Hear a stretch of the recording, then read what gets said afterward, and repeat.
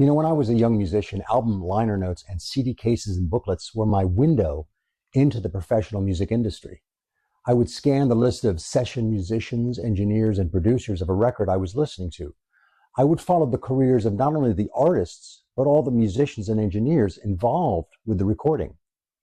There were several albums I bought just because one of my favorite studio musicians played on it. At the time, CDs had basic credit and ownership info encoded onto them. Anything else you wanted to know about the recording was right there on the cases and booklets that came with the CD. Hey everybody, John DeFaria here with another podcast covering all things music sync. You know, I was raised on album and CD liner notes, and they really meant a lot to me. As we entered into the digital streaming era, all this wonderful info that drew me to a recording was no longer available.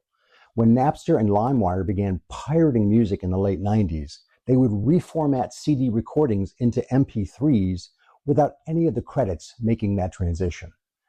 Currently, the music industry is slowly dragging itself out of this black hole, with digital streaming subscription rates increasing and new legislation like the Music Modernization Act being passed. As we enter the new digital era, current metadata info on digital audio files is anything but perfect, but increasingly important as creators want better reporting standards for getting paid and credited, and consumers want more information about what they're listening to. The good news is that recently we've been seeing lists of cast and creator names for film and TV on Netflix, Hulu, and other digital streaming sites. Of course, more information would be preferable, but it is a start. How about more of that information on music streaming sites as well? Accurate information is vital on all music recordings, now more than ever. Metadata simply makes it easier to find your music, based on your artist name, publisher, genre, etc. If your music gets licensed, it also makes it easier to take advantage of other sources of income. Think of metadata as an SEO, search engine optimization tool for all of your tracks. Digital streaming sites are beginning to realize accurate metadata is better for the consumers as well. From constructing playlists to searching for similar artists, metadata makes music more discoverable and accessible. I mean, this is supposed to be the information age, isn't it? So you finished your new record and you want to release it on all digital streaming sites. Congratulations. The last important step is making sure that correct metadata is attached to all your tracks. This is a crucial step if, number one, you want to receive all royalty streams you deserve, and number two, you want other potential collaborators and music supervisors who could provide lucrative sync deals to be able to contact you.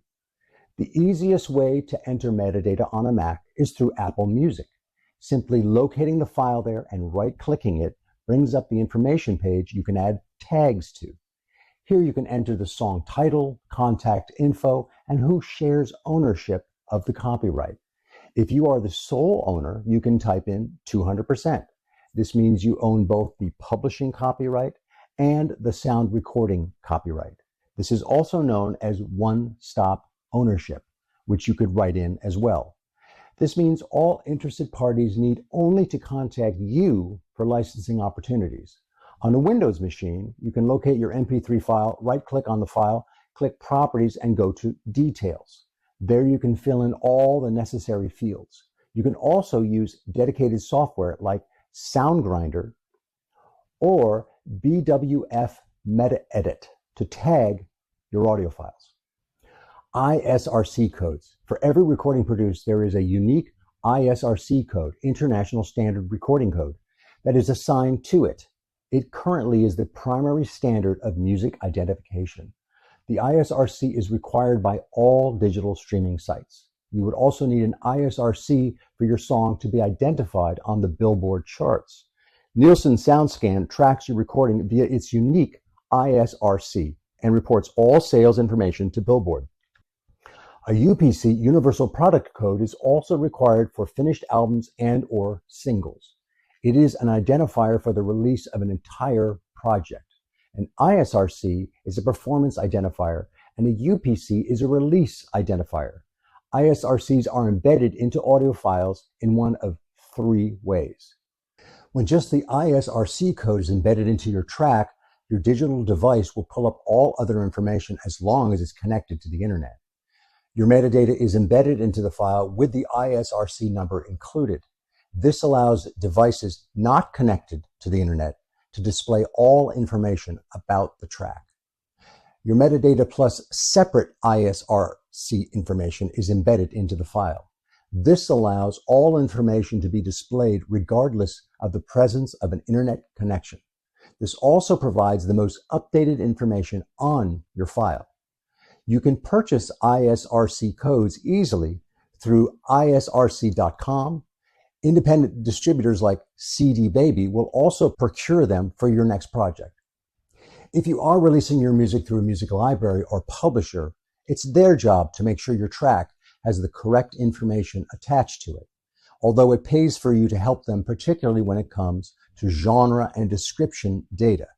Besides the artist, composer, PRO, and publishing information, they will attach genre and mood descriptions that make it easier for potential clients searching their catalog to find the right track they need for their production.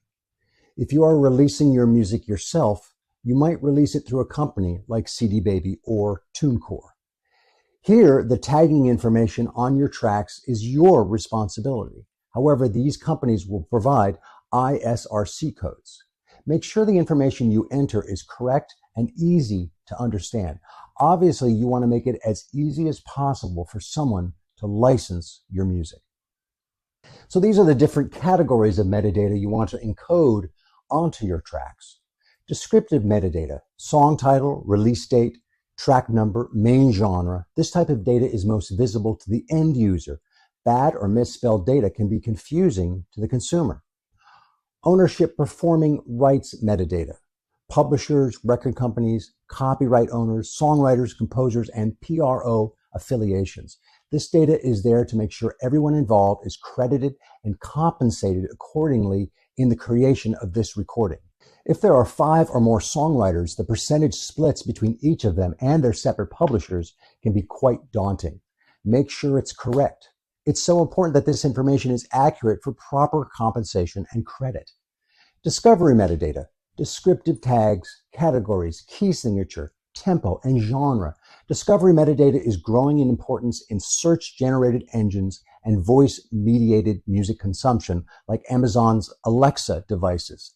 This type of metadata is used extensively by music libraries to aid clients in finding the perfect track for their productions. It is also growing in importance for consumers creating playlists on digital streaming services like Spotify and Apple Music. In 2006, the nonprofit membership organization D-DEX was formed to standardize the way metadata is coded in digital music recordings. The membership includes leading digital media companies, music licensing organizations, digital service providers, and rights organizations who saw a need to create a common format to accurately tag audio recordings that then could move between services with no data loss or inconsistencies. D-DEX has established its RIN, Recording Information Notification Format, that allows studio equipment manufacturers, including digital audio workstation manufacturers, to capture important metadata information during the music recording process. Avid's Sound Credit is a software platform and database that uses that RIN format to capture information through their desktop application and plugins. The finished product is then released as encoded digital audio to the supply chain and commercially. What better opportunity to capture meaningful metadata than at the recording process? This enables retailers to receive the correct metadata of what they're selling and for artists and creators to be accurately recorded and compensated for their work. It's my belief that the importance of metadata will only increase over time. We have just begun to understand what search engines can be capable of. Imagine being able to search for what recording a certain drummer played on or a certain engineer mixed on. We're not quite there yet, but I believe it's coming. Unfortunately, at this juncture, metadata is not yet completely standardized. Although D-DEX is working on it, many PROs, record labels, publishing companies, and music libraries still retain their own protocols for tagging with various columns and fields that don't always match up. Exactuals RAI is another software application that cleans up conflicting metadata by using a machine learning protocol. Great news for large publishing companies looking to standardize their tagging system. New methods of metadata management are now a growing part of the industry, helping to correct mismatched data and general human error. I think it's important for musicians to recognize the growing importance of metadata. Keeping metadata in mind when you begin a project, make sure everyone is included both from a discovery standpoint, consumer, and a compensation standpoint, creator. Splits is a great free app for your iPhone that easily lets you create songwriter split agreements on the go.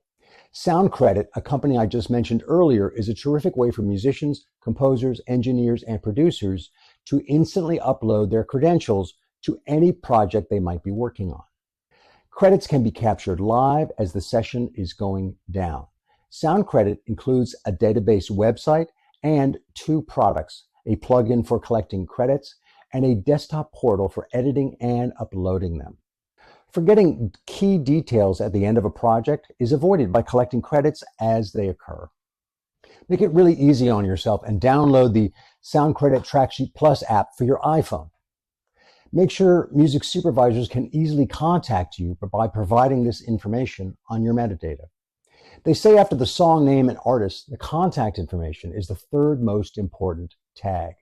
Make sure your name and contact information is included in the comments section after you right-click the Get Info tab in Apple Music. Use descriptive tags and discovery metadata to increase potential discovery of your music. Use a short phrase and list some keywords that accurately describe the mood of your track in the comments section after your contact info. Something short and to the point is best. Don't overdo it. Imagine what kind of scene the track might work best under and describe that scene. If it's a song, describe the general mood and the style of the song. The amount of music being added to DSPs every day is expanding at a crazy pace. Make sure you're doing everything to get your music noticed. Accurate and well-conceived metadata is one important step in doing so. To be perfectly honest, most composers and songwriters completely ignore this step. Why not give yourself the advantage by properly tagging the music you send out into the world? Metadata is used by every current digital device along with every streaming platform, from smartphones to services like SiriusXM, Apple Music, Spotify, and Tidal. I sincerely believe that going forward, metadata will only increase in importance. I would like to see the day when any and all information about a particular recording is included in its metadata, just like the LP and CD liner notes and jackets I used to pore over as a kid.